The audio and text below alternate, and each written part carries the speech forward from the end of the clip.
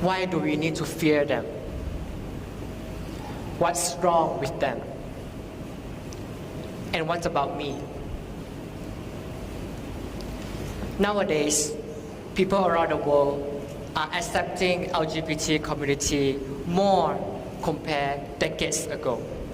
But still, not everyone. In some Islam countries like Indonesia, Saudi Arabia, and Malaysia, they will consider this community as a sin. But for my country, Malaysia, they will consider this community as a disgrace for the country. In Malaysia, there are many races and cultures. 61% are populated by Islam. Many of us in different races struggle to be ourselves. We never had the chance to explore our true identity. This is because we believe in the existing of God and the punishment in the afterlife. Besides that, culture also plays a big role as well. We were taught not to love the same sex, or else you will face the consequences. For me, it is difficult to be myself. People around me will judge for who you are. Each time, when I return home for my term break, I need to act straight and can't simply act or show my feminine side.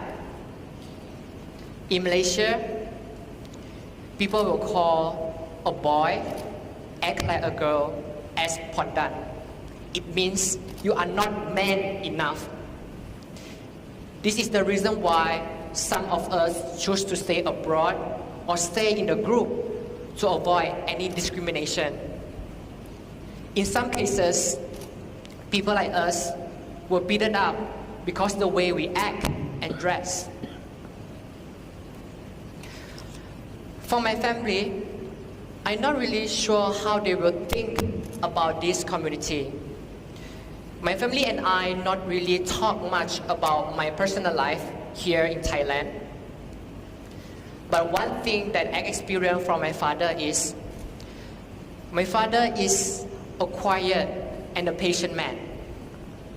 One day, when I returned home from Thailand, I changed the way I dress and started to wear earrings. At that time, I expect my father to say, "Wow, you look great on that earrings. It really suits you." Instead, he said, "Why did you wear earrings? Boy, don't wear earrings. You look like a girl. People will talk bad about you."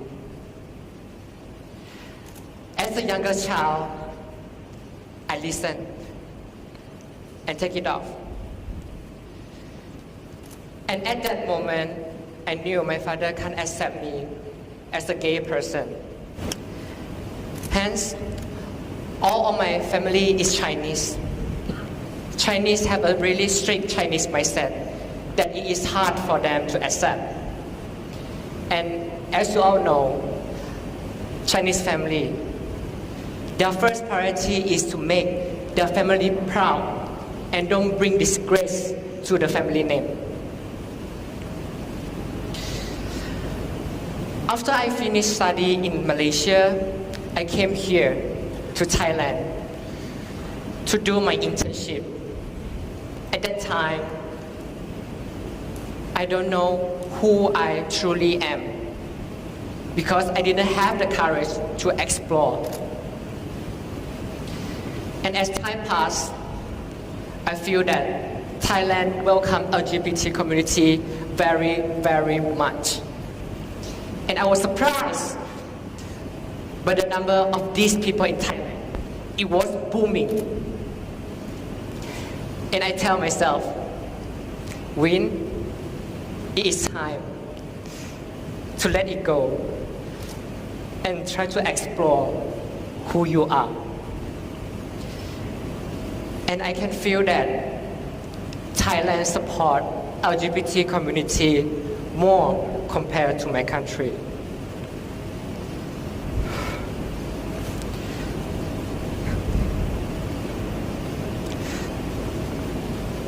And I'm very grateful that I have a group of supporters.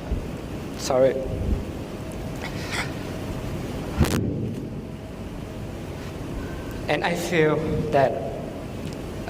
grateful that I have a group of supportive friends that always stay beside me throughout my journey in Thailand.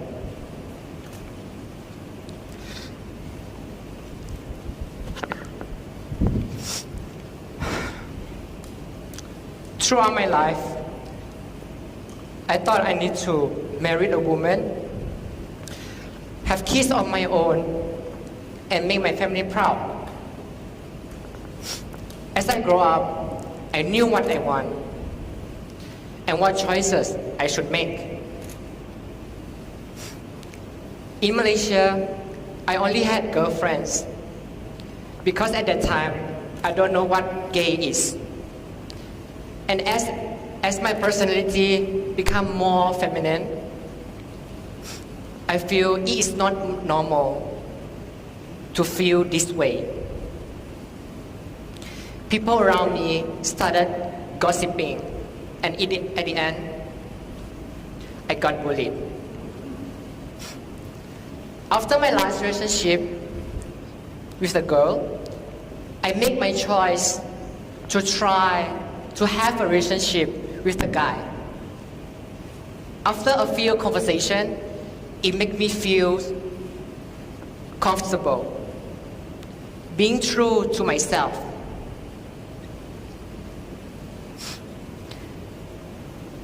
Until today, I can't explain 100% why I chose to have a relationship with a guy rather than a girl.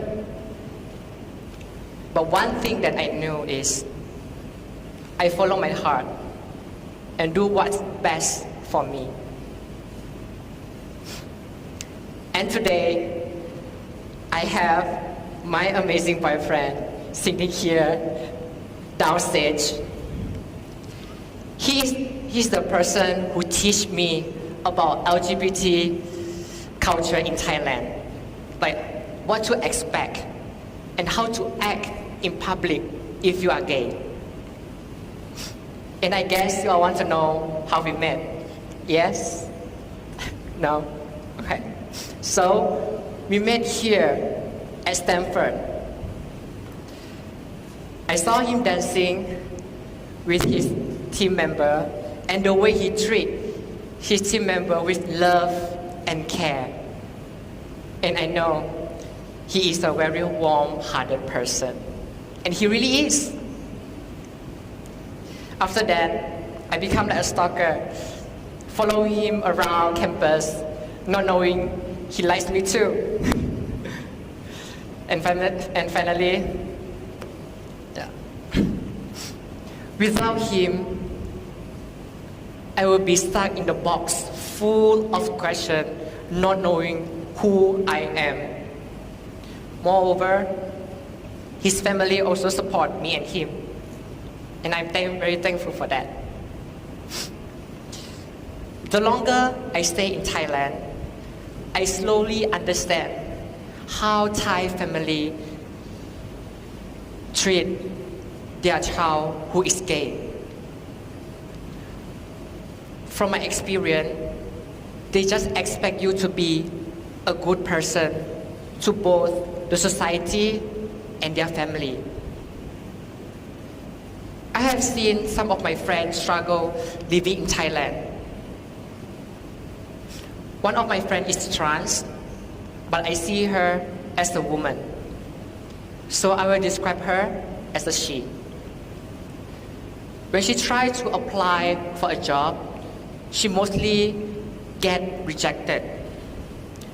One of the most devastating story was when she tried to be helpful at work, the manager ignored her and find another woman for help.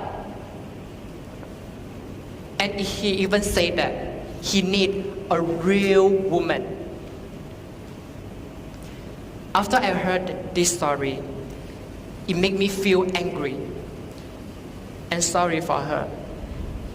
And one thing popped up in my head is, how can he say that in front of her face? It's already 2021. How can people being so sexist? With this story, it made me feel there are still many people can't accept people like us. And I totally get it. We can't change people's mindset. And this is why I am standing here to share my perspective to everyone and let people know how hard it is for us to live in this world. And I hope in the future, people can be more understanding and learn from us and don't treat us less than a straight person. Before I end my speech, today's event have given me an opportunity to come out in front of the camera to my friends, and lastly, to my family. Please, don't judge people by their gender choices. We are all equal human beings. We are all special in our own ways. Spread love and positivity. Thank you.